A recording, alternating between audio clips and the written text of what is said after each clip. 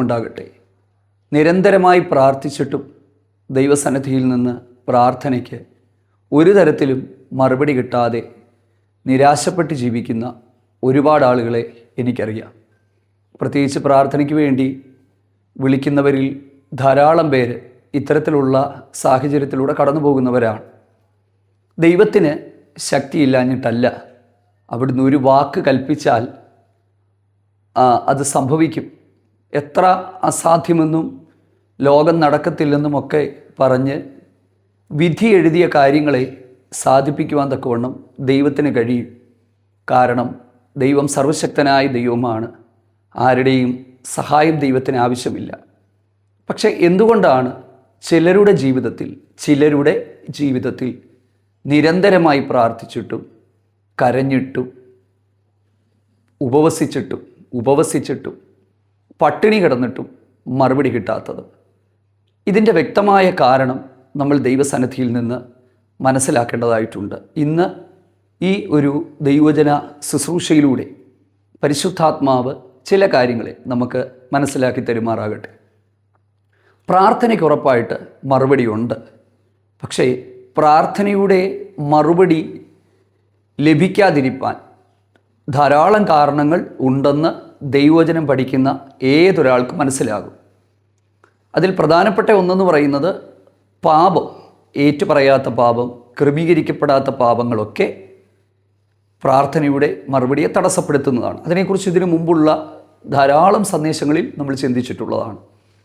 രണ്ടാമത്തേത്, പ്രാർത്ഥനയുടെ മറുപടിയെ തടയുന്ന പൈശാചികമായ ശക്തികളും അതിൻ്റെ പോരാട്ടങ്ങളുമാണ്. അതിനെക്കുറിച്ചും നമ്മൾ പല ആവർത്തികൾ നമ്മൾ ചിന്തിച്ചിട്ടുള്ള കാര്യമാണ്. മൂന്നാമത്തേത്, നമ്മൾ ഇന്ന് ഈ വീഡിയോയിലൂടെ ചിന്തിക്കാനായിട്ട് പോകുന്നൊരു കാര്യമാണ്, ദൈവം നമ്മിൽ നിന്ന് ആവശ്യപ്പെടുന്ന കാര്യത്തെ മനസ്സിലാക്കി പ്രാർത്ഥിക്കുക എന്നുള്ളതാണ്. കുറച്ച് ബുദ്ധിമുട്ടായിട്ട് നമുക്ക് തോന്നുന്ന ഒരു കാര്യമാണിതെങ്കിലും, അല്ലെങ്കിൽ ഇത് കുറച്ച് മനസ്സിലാക്കാനായിട്ട് നമുക്ക് ബുദ്ധിമുട്ട് തോന്നുന്ന ഒരു കാര്യമാണെങ്കിൽ അത്ര ബുദ്ധിമുട്ടേറിയ കാര്യങ്ങളൊന്നുമല്ല. നമ്മളതൊന്ന് മനസ്സിലാക്കുക. അതിന് കർത്താവ് നമ്മളെ സഹായിക്കട്ടെ. പല സമയങ്ങളിലും ദൈവം പ്രാർത്ഥിക്കുന്നവരിൽ നിന്ന് ചില കാര്യങ്ങൾ ആവശ്യപ്പെടുന്നുണ്ട്. അത് നമ്മൾ മനസ്സിലാക്കിയാലേ പറ്റത്തുള്ളൂ. ഞാൻ ദൈവവചനത്തിൻ്റെ അകത്തു നിന്ന് നിങ്ങൾക്കത് തെളിയിച്ചു തരാനായിട്ട് ശ്രമിക്കുകയാണ്. യോഹന്നാൻ്റെ 1-ാമത്തെ ലേഖനം 5-ാം അധ്യായത്തിൻ്റെ 14-15 വാക്യങ്ങൾ നമ്മൾ വായിക്കുമ്പോൾ അവിടെ ഇങ്ങനെയാണ് എഴുതിയിരിക്കുന്നത്: അവിടുത്തെ ഇഷ്ടപ്രകാരം നാം എന്തെങ്കിലും അപേക്ഷിച്ചാൽ നമുക്കത് കിട്ടും. നമുക്കത് കിട്ടുന്നെങ്കിൽ, അല്ലെങ്കിൽ അടുത്ത വാക്യത്തിൽ പറയുകയാണ്, നമുക്കത് കിട്ടുന്നെങ്കിൽ നമ്മുടെ അപേക്ഷയ്ക്ക് ദൈവം മറുപടി തന്നു എന്നൊക്കെയാണ്. അപ്പം ആ വാക്യത്തിൻ്റെ അർത്ഥം എന്താണ്? ദൈവത്തിൻ്റെ ഇഷ്ടപ്രകാരം യാചിച്ചെങ്കിൽ മാത്രമേ മറുപടി ഉണ്ടാകത്തുള്ളൂ. ദൈവത്തിൻ്റെ ഇഷ്ടം തിരിച്ചറിയുക, അത് മനസ്സിലാക്കുക, അങ്ങനെ യാചിക്കുക. അതായത് ദൈവം നമ്മിൽ നിന്ന് ആവശ്യപ്പെടുന്ന കാര്യങ്ങൾ, അല്ലെങ്കിൽ ദൈവം നമ്മിൽ നിന്ന് പ്രതീക്ഷിക്കുന്ന കാര്യങ്ങളെ നമ്മൾ തിരിച്ചറിഞ്ഞ് ഒരു സമർപ്പണത്തിലൂടെ നമ്മൾ ആ വിഷയങ്ങൾ ദൈവകരങ്ങളിലേക്ക് സമർപ്പിക്കുമ്പോൾ അതിവേഗത്തിൽ, ദ്രുതഗതിയിൽ അതിന് മറുപടി ഉണ്ടാകുന്നത് നമുക്ക് കാണാനായിട്ട് പറ്റും. ഞാൻ പരമാവധി ശുശ്രൂഷിക്കുന്ന ഇടത്തും എൻ്റെ ചർച്ചിലും ഞാൻ പറയുന്ന ഇടത്തുമൊക്കെ ഇത് മനസ്സിലാക്കി കൊടുക്കുവാനും പലരും ഇത് മനസ്സിലാക്കി തിരിച്ചറിഞ്ഞ് പ്രാർത്ഥിച്ചപ്പോൾ വളരെ വേഗത്തിൽ അവരുടെ വിഷയങ്ങൾക്ക് മറുപടികൾ ഉണ്ടായി. ഇത് ഒരു ടിപ്സ് ഒന്നുമല്ല, അങ്ങനെ നമ്മളാരും ധരിക്കരുത്. പക്ഷേ ഇത് ദൈവം നമ്മിൽ നിന്ന് പ്രതീക്ഷിക്കുന്ന കാര്യങ്ങളെ മനസ്സിലാക്കിക്കൊണ്ടുള്ള ഒരു പ്രാർത്ഥനയാണിത്. അങ്ങനെ പ്രാർത്ഥിച്ചാൽ നമ്മുടെ സമയം നഷ്ടപ്പെടത്തില്ല, കാലങ്ങൾ നഷ്ടപ്പെടത്തില്ല. ഇല്ലെങ്കിൽ ധാരാളം സമയങ്ങൾ, വർഷങ്ങൾ നമുക്ക് നഷ്ടപ്പെട്ടു പോകുന്നതായിട്ട് വരും. അങ്ങനെയൊക്കെ ജീവിതകാലം, ഒരുപാട് കാലങ്ങൾ ജീവിതത്തിൽ മുൻപോട്ട് പോകുന്ന ധാരാളം ആളുകളുണ്ട്. അങ്ങനെയൊന്നും നമുക്കുണ്ടാകാതെ ഇരിക്കട്ടെ. അതിന് പരിശുദ്ധാത്മാവ് നമുക്ക് കൃപ നൽകി തരട്ടെ. ഈ വചനത്തിൻ്റെ, ഈ ദൈവവചന ശുശ്രൂഷയുടെ ഏറ്റവും പ്രധാനപ്പെട്ട ഭാഗത്തിലേക്ക് നമ്മൾ വരികയാണ്. വന്നു കഴിയുമ്പോൾ നമുക്കതുമായിട്ട് ബന്ധപ്പെട്ടുള്ള ചില കാര്യങ്ങൾ ചിന്തിപ്പാൻ തക്കവണ്ണം കർത്താവ് നമുക്ക് കൃപ നൽകി തരട്ടെ. ശ്രദ്ധിച്ചു കേൾക്കുക. ദൈവത്തിൻ്റെ ഇഷ്ടപ്രകാരം നമ്മൾ യാചിക്കുക എന്നുള്ളതാണ്. യാക്കോബിൻ്റെ ലേഖനത്തിൽ എഴുതിയിരിക്കുന്നത്, നിങ്ങളുടെ ഭോഗങ്ങളിൽ ചെലവഴിക്കേണ്ടതിന് നിങ്ങൾ അപേക്ഷിച്ചാൽ പ്രാർത്ഥിച്ചാൽ ആ പ്രാർത്ഥനയ്ക്ക് മറുപടി കിട്ടത്തില്ല. അവിടെ ഉപയോഗിച്ചിരിക്കുന്ന പദം വല്ലാതെ യാചിക്കുക എന്നുള്ളതാണ്. ഇല്ലെങ്കിൽ റോങ് മോട്ടീവ്സ്, തെറ്റായ ഉദ്ദേശത്തോടു കൂടിയുള്ള പ്രാർത്ഥന.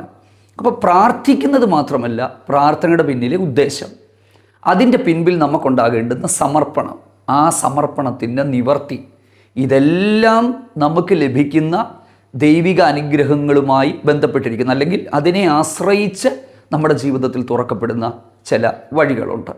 ഓക്കെ, വളരെ വേഗത്തിൽ ഇനി പറയുന്ന കാര്യങ്ങൾ വളരെ ശ്രദ്ധിക്കുക. ഒരുപക്ഷെ നിങ്ങളുടെയൊക്കെ പ്രാർത്ഥനയെ തടയുന്ന, മറുപടിയെ തടയുന്ന ഒരു കാര്യം ഇതായിരിക്കും. തീർച്ചയായിട്ടും ഞാൻ വിശ്വസിക്കുകയാണ് ചിലർക്കെങ്കിലും ഈ ഒരു തിരുവചന സന്ദേശം പരിശുദ്ധാത്മാവ് അനുഗ്രഹമാക്കി തീർക്കുമെന്ന് വിശ്വസിക്കുകയാണ്. നമുക്ക് പ്രാർത്ഥനയിൽ എപ്പോഴും നമ്മുടെ മനസ്സിലേക്ക് ഓടിയെത്തുന്ന ഒരാളാണ് ഹന്ന.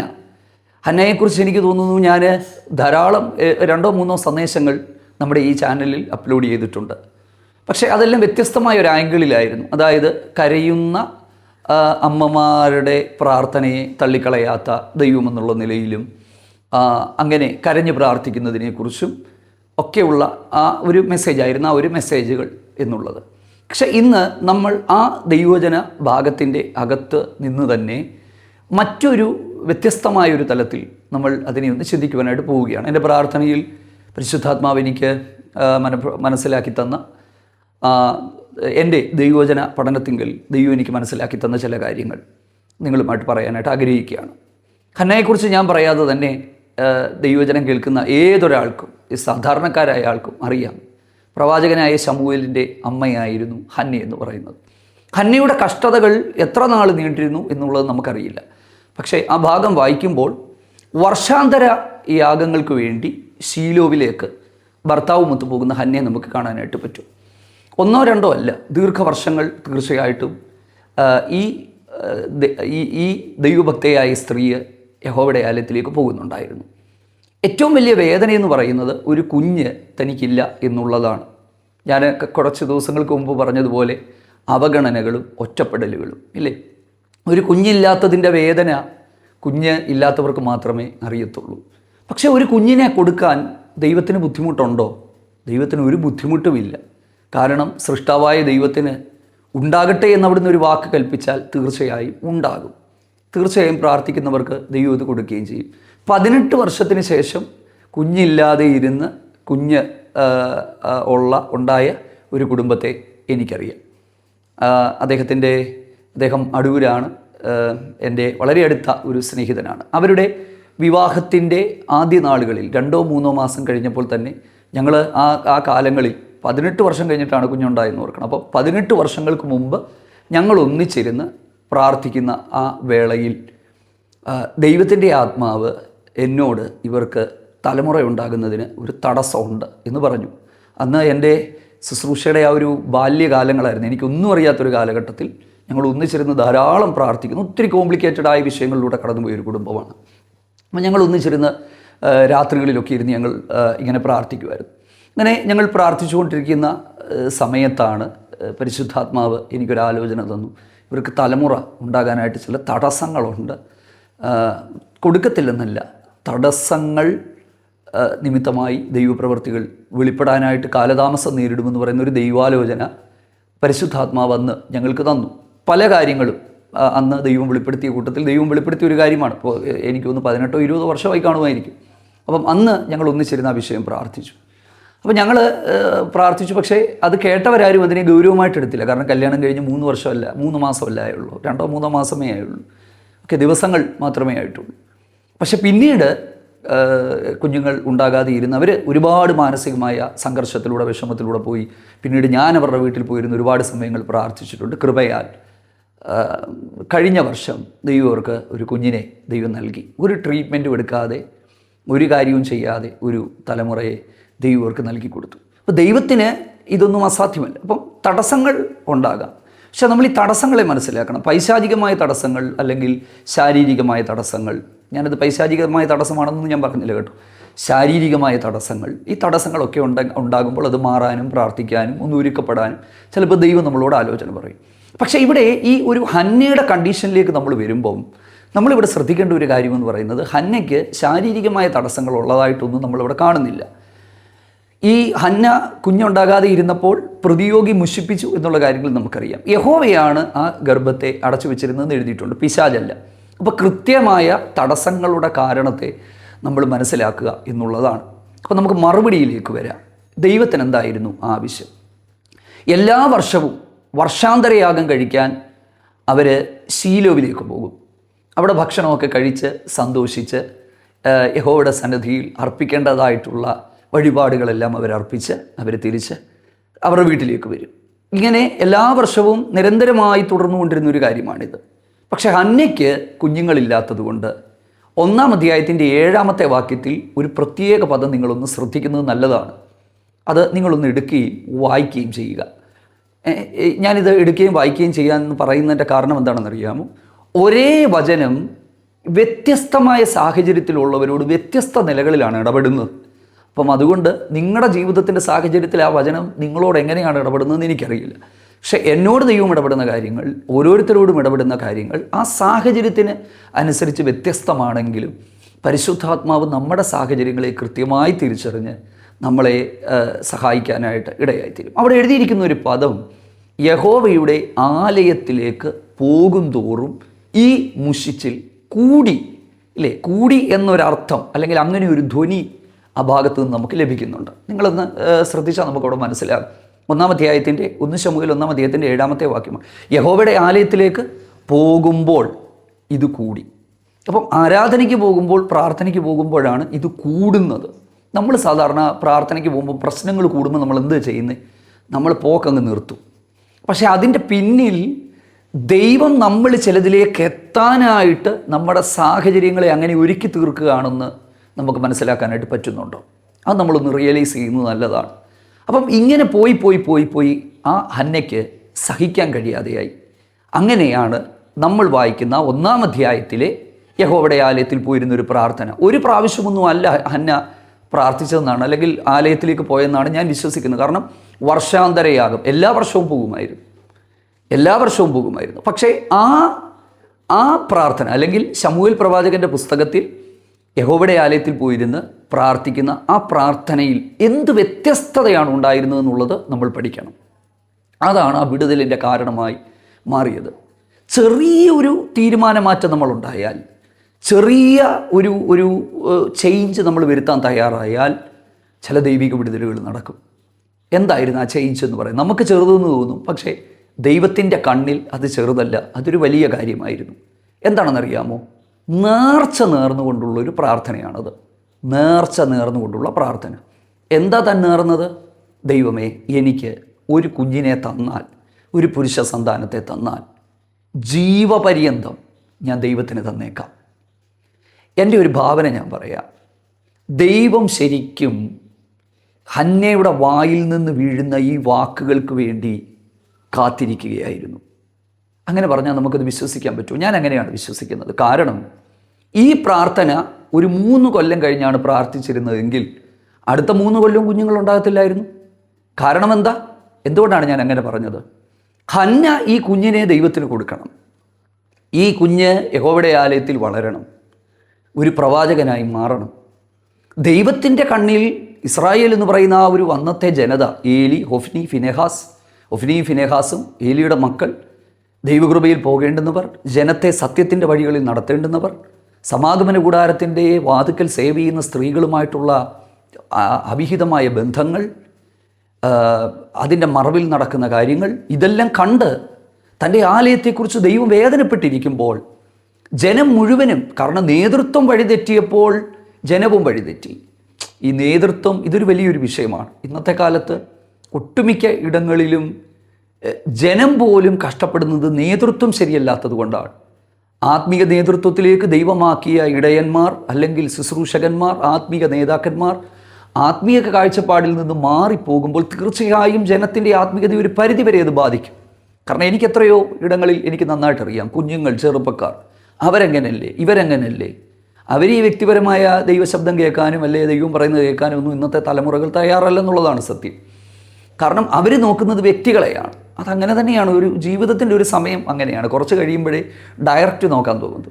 പറയുന്നത് ദൈവദാസൻ ഇങ്ങനെയാണ്, അല്ലെങ്കിൽ അവരിങ്ങനെയാണ്. ഞാൻ ശുശ്രൂഷിക്കുന്ന ഇടത്ത്, അല്ലെങ്കിൽ ഞാൻ എൻ്റെ ഈ ചർച്ചിൽ, അല്ലെങ്കിൽ എൻ്റെ ആ ഒരു ആത്മീയ കൂട്ടായ്മയിൽ ഈ ഒരു കാര്യം വളരെ ശ്രദ്ധിക്കുന്നൊരു കാര്യമാണ്. എൻ്റെ ഇടപെടലുകൾ, എൻ്റെ സംസാരങ്ങൾ, ദൈവം തരുന്ന ഓരോ ആലോചനകളും ഞാൻ അവരോട് പറയും. അപ്പോൾ കുഞ്ഞുങ്ങൾക്കെല്ലാം സ്വപ്നത്തിൽ, ദർശനത്തിൽ ഭയങ്കര വിശ്വാസമാണ്. ദൈവത്തിൻ്റെ ആലോചനകളിൽ അവർക്ക് ഭയങ്കര വിശ്വാസമാണ്. അത് കാര്യം എന്താ? ഒരു പരിധിവരെ നമ്മൾ നല്ല മനസാക്ഷിയിൽ അങ്ങനെ നയിക്കാൻ ശ്രമിക്കുന്നത് കൊണ്ടാണ്. ദൈവത്തിൻ്റെ സ്തോത്രം. അപ്പം ഇങ്ങനെ ഒരു ജനത മുഴുവൻ വഴിതെറ്റി കിടക്കുമ്പം ദൈവത്തിന് ഇവരെ നേർപാതയിൽ നടത്താൻ ഒരാളെ ആവശ്യമാണ്. അതിന് ദൈവം കണ്ടത് ശമൂവേലിനെയാണ്. ശമൂവേലിനെ ദൈവം കണ്ടത് ഹന്നയുടെ ഉദരത്തിലാണ്. അപ്പം ഹന്ന ആ കുഞ്ഞിനെ ദൈവത്തിൻ്റെ ആലയത്തിലേക്ക് ബാല്യകാലത്തിൽ കൊണ്ടുപോയി കൊടുത്തെങ്കിൽ മാത്രമേ ദൈവത്തിൻ്റെ ഉദ്ദേശവും ഹിതവും നടക്കത്തുള്ളൂ. അതുകൊണ്ട് ഹന്നയുടെ ഒരു സമർപ്പണത്തിനായി ദൈവം വെയിറ്റ് ചെയ്തു നിന്നു എന്നാണ് ഞാൻ മനസ്സിലാക്കുന്നത്. പ്രിയരെ, ഞാൻ വളച്ചുകെട്ടലുകളില്ലാതെ വളരെ വേഗത്തിൽ ചില കാര്യങ്ങൾ നിങ്ങളോട് പറയാനായിട്ട് ആഗ്രഹിക്കുകയാണ്. ഒന്നാമത്, അവൾ കഴിച്ച നേർച്ച, ഈ കുഞ്ഞിനെ ഞാൻ ദൈവത്തിന് നൽകും എന്നുള്ളത്. 2, എടുത്ത തീരുമാനത്തിൻ്റെ ഒരു പ്രവൃത്തി. 2-ാം അധ്യായത്തിൻ്റെ 19 മുതലുള്ള വാക്യങ്ങൾ നമ്മൾ കാണുമ്പോൾ ഈ കുഞ്ഞിനെ കൊണ്ടുവന്ന് ദൈവത്തിൻ്റെ ആലയത്തിലേക്ക് കൊടുക്കുകയാണ്. ചിലർ തീരുമാനമെടുക്കും, ആ തീരുമാനം അവർക്ക് നിവർത്തിക്കാൻ പറ്റുന്നില്ല. മറുപടി കിട്ടിക്കഴിയുമ്പം ഈ സ്വന്തം വഴിക്ക് പോകുന്ന ധാരാളം ആളുകളുണ്ട്. ഞങ്ങൾക്കൊക്കെ ധാരാളം അറിയാം. കല്യാണം നടക്കണേ എന്നൊക്കെ പറഞ്ഞ് പ്രാർത്ഥിച്ചിട്ട് ലാസ്റ്റ് കല്യാണം കഴിഞ്ഞ് പിള്ളേരെയും കൊണ്ട് വരുമ്പോഴാണ് നമ്മൾ അറിയുന്നത്, അയ്യോ കഴിഞ്ഞായിരുന്നു എന്ന്. അപ്പം അങ്ങനെയൊക്കെയുള്ള ധാരാളം ആളുകളുണ്ട്. എന്ന് പറഞ്ഞതുപോലെ ദൈവത്തിൻ്റെ മുമ്പിൽ തീരുമാനങ്ങൾ എടുക്കും, കിട്ടിക്കഴിയുമ്പോൾ അവരവരുടെ പാട്ടിന് പോകും. പക്ഷേ ഇവിടെ നമ്മൾ ശ്രദ്ധിക്കുക, ഈ ദൈവം ചെയ്യുന്ന കാര്യങ്ങൾ ഭയങ്കര അത്ഭുതകരമായിട്ട് നമുക്ക് തോന്നും. ഈ കുഞ്ഞിനെ കൊണ്ടുവന്ന് ദൈവത്തിൻ്റെ ആലയത്തിൽ കൊടുത്തപ്പോൾ ഏലി പറയുന്നൊരു കാര്യമുണ്ട്, ദൈവം നിനക്ക് ഇനിയും സന്തതിയെ തരട്ടെ. അപ്പം 2-ാം അധ്യായത്തിൻ്റെ 20-21 വാക്യങ്ങൾ നമ്മൾ കാണുന്നു. ഈ കുഞ്ഞിനെ കൊടുത്തു കഴിഞ്ഞപ്പോൾ അടുത്ത വിടുതലുകൾ ദൈവം തുറന്നു, അല്ലെങ്കിൽ അടുത്തത് ദൈവം തുറന്നു. 3 ആൺ പൈതങ്ങളും 2 പെൺകുഞ്ഞുങ്ങളെയും ദൈവം കൊടുത്തു. ആണിനെയും പെണ്ണിനെയും കൊടുത്തു. വേണ്ടതിലധികം കൊടുത്തു. ആവശ്യത്തിന് ദൈവം കൊടുത്തു. 1-2 എണ്ണമല്ല. ദൈവം കണക്ക് വെച്ചല്ല നമുക്ക് തരുന്നത്. ദൈവം എണ്ണം വെച്ചോ അല്ലെങ്കിൽ എണ്ണം പറഞ്ഞോ അല്ല ദൈവം നമുക്ക് തരുന്നത്. ദൈവം കണക്കില്ലാതെയാണ് നമുക്ക് തരുന്നത്. നമ്മളൊന്ന് ശ്രദ്ധിക്കുക. അപ്പോൾ ഈ ഒരു തീരുമാനം, ഏറ്റെടുത്ത തീരുമാനം അതതിൻ്റെ പ്രവൃത്തി പദത്തിലേക്ക് വന്നപ്പോൾ അടുത്തത് വെളിപ്പെട്ടു. അപ്പം നമ്മുടെ ജീവിതത്തിൽ തീരുമാനങ്ങളില്ലാതെ പ്രാർത്ഥിക്കുകയാണ്. ചിലർ പറയുന്നത്, ദൈവമേ എൻ്റെ കുടുംബത്തിൻ്റെ ശാപം മാറണം, എൻ്റെ ജീവിതത്തിൻ്റെ കെട്ട് ദൈവം പൊട്ടിക്കണം. ജീവിതത്തിൻ്റെ കെട്ട് പൊട്ടിച്ചാൽ സത്യത്തിലും ആത്മാവിലും ദൈവത്തെ ആരാധിക്കാൻ നീ ഇറങ്ങിത്തിരിക്കുമോ? ജീവിതത്തിൻ്റെ ബന്ധനത്തെ ദൈവം അഴിക്കാൻ തയ്യാറാണ്. ദൈവസന്നിധിയിൽ വേർപാടിലും വിശുദ്ധിയിലും ദൈവത്തെ ആരാധിക്കാൻ തയ്യാറാകുമോ? ബന്ധനം ദൈവം അഴിക്കാൻ തയ്യാറാണ്. ദൈവ കൽപ്പനകൾ അനുസരിക്കാൻ തയ്യാറാണോ? അതോ അഴിക്കണേ എന്ന് കൊല്ലങ്ങൾ കൊണ്ട് പ്രാർത്ഥിക്കുക? ദൈവത്തിന് സ്തോത്രം, ആമേൻ. പക്ഷേ തീരുമാനത്തിലേക്ക് വരാനായിട്ട് പറ്റുന്നില്ല. ദൈവം ഒരിക്കലും അത് ചെയ്തു തരില്ല. ദൈവം ചെയ്തു തരണമെങ്കിൽ ദൈവത്തിനൊരു ഉറപ്പുണ്ടാകണം, അല്ലെങ്കിൽ നമ്മൾ ആ തീരുമാനത്തിൽ മുമ്പോട്ട് പോകുമെന്നുള്ള ചില തീരുമാനങ്ങളിലേക്ക് വരണം. ദൈവം സൗഖ്യം തരാൻ തയ്യാറാണ്. കർത്താവിൻ്റെ വേലയ്ക്ക് ഇറങ്ങാൻ തയ്യാറാണോ? ദൈവത്തിന് സ്തോത്രം. ദൈവം നമ്മളെ എന്തിനാണ് ഒരു പൊസിഷനിലാക്കുന്നത്? ഈ എസ്തേറിനോട്, അത് മറ്റൊരു വിഷയമാണ്, നമുക്ക് പിന്നീട് ചിന്തിക്കാം. എസ്തേറിനോട് മൊർദെഖായി പറയുന്നൊരു കാര്യമുണ്ട്, നീ കൊട്ടാരത്തിലായതുകൊണ്ട് നീ രക്ഷപ്പെടുമെന്ന് നീ ചിന്തിക്കരുത്. ഒരുപക്ഷെ ഈ സമയത്തേക്കായിരിക്കാം ദൈവം നിന്നെ ഇവിടെ ആക്കിയത്. നമുക്ക് നന്മകളും പദവികളും ഒക്കെ തരുമ്പോൾ ചിലരെ സഹായിക്കാനും ചിലർക്ക് ആശ്വാസമാകാനും ദൈവോദ്ദേശം നടക്കാനുമായിട്ടാണ്. ഇല്ലെങ്കിൽ ദൈവത്തിൻ്റെ ഉദ്ദേശം നടക്കും, അതിനൊരു ബുദ്ധിമുട്ടും ഇല്ല. സർവശക്തനല്ലേ ദൈവം. ദൈവത്തിന് ആരുടെയെങ്കിലും സഹായം ആവശ്യമായിട്ടുണ്ടോ? പക്ഷെ നീയും നിൻ്റെ കുടുംബവും നശിച്ചു പോകുമെന്നുള്ള മൊർദെഖായിയുടെ വാക്കുകൾ അടിവരയിട്ട് നമ്മൾ പഠിക്കേണ്ടതായിട്ടുണ്ട്. ദൈവത്തിന് സ്തോത്രം. അപ്പം ആ തീരുമാനത്തിലേക്ക് നമ്മൾ വരണം. നമ്മൾ പ്രാർത്ഥിക്കുകയാണ്, കർത്താവേ മറുപടി നടക്കണേ, മറുപടി വരണേ. മറുപടി വരുന്നില്ല. നിരന്തരമായി പ്രാർത്ഥിക്കുകയാണ്. വേർപെട്ടിറങ്ങാൻ തയ്യാറാണോ? സത്യത്തിൽ ദൈവത്തെ ആരാധിക്കാൻ തയ്യാറാണോ? ദൈവകൽപ്പനകൾ അനുസരിക്കാൻ തയ്യാറാണോ?